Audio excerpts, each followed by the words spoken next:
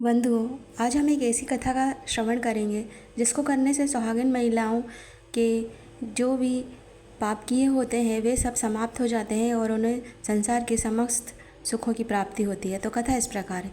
विदर्भ देश में उत्तम नामक एक सदाचारी ब्राह्मण देव रहते थे। उनकी पत्नी बड़ी पतिव्रता थी जिसका नाम सुशीला था। उन ब्राह्मण के एक पुत्र तथा एक पुत्री, 2 संतान थीं।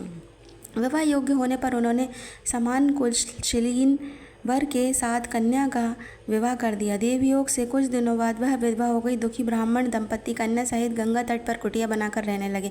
एक दिन ब्राह्मण कन्या सो रही थी, उसका शरीर कीड़ों से भर गया। कन्या ने सारी बात माँ से कही।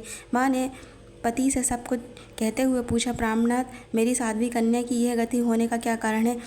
उत्तंग जी की समाधि द्वारा इस घटना का पता लगाकर बताया। पूर्व जन्म में भी वह कन्या ब्राह्मणी थी।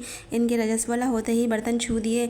इस जन्म में भी इसने लोगों की देखा देखी भाद्रपद शुक्ल पक्ष में अर्थात ऋषि पंचमी का व्रत नहीं किया, इसलिए इसके शरीर में कीड़े पड़े हैं। धर्मशास्त्र की मान्यता है कि रजस्वला स्त्री पहले दिन चांडालनी, दूसरे दिन ब्रह्मघातिनी तथा तीसरे दिन धोबिन के समान अपवित्र होती है। वह चौथे दिन स्नान करके शुद्ध होती है। यदि यह शुद्ध मन से अब भी ऋषि पंचमी का व्रत करे तो इसके सारे दुख दूर हो जाएंगे और अगले जन्म में अटल सौभाग्य प्राप्त करेगी। पिता की आज्ञा से पुत्री ने विधि पूर्वक ऋषि पंचमी का व्रत एवं पूजन किया। व्रत के प्रभाव से वह सारे दुखों से मुक्त हो गई। अगले जन्म में उसे अटल सौभाग्य सहित अक्षय सुखों का भोग मिला।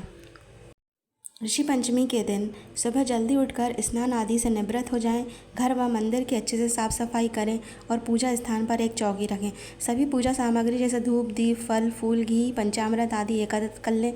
चौकी पर लाल या पीला वस्त्र बिछाने के बाद सप्त ऋषि की तस्वीर स्थापित करें और कलश में गंगा जल भरकर रख लें।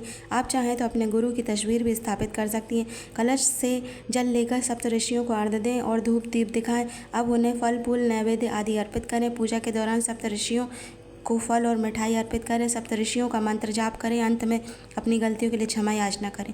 सप्तऋषियों के मंत्र का जाप करें और अंत में उनसे आशीर्वाद लें। पूजा के अंत में सभी लोगों में प्रसाद वितरित करके बड़े बुजुर्गों का आशीर्वाद लें। इस दिन आप चाहें तो वस्त्र, अन्न, कंबल, फल, गंगाजल, किताबें, पैसे आदि लोगों को दान कर सकते हैं, जिससे आपको पुण्य फल की प्राप्ति हो। बंधुओं, इस दिन आप चावल, गेहूँ, मक्का आदि अनाज का सेवन नहीं करना चाहिए। किसी भी प्रकार की दालें नहीं खानी चाहिए। मांस, मछली, अंडे आदि का सेवन नहीं करना चाहिए। प्याज और लहसुन का सेवन नहीं करना चाहिए। तली हुई चीज़ें जैसे कि समोसे, पकौड़े आदि नहीं खाने चाहिए। मिठाई का सेवन सीमित मात्रा में किया जा सकता है। इन चीज़ों को खाने से लोगों का व्रत टूट जाता है और व्रत खंडित हो जाता है। इस दिन पूरे दिन अन्न ग्रहण ना करें, झूठ ना बोलें, क्रोध ना करें, किसी का अपमान ना करें और नकारात्मक विचार भी ना रखें।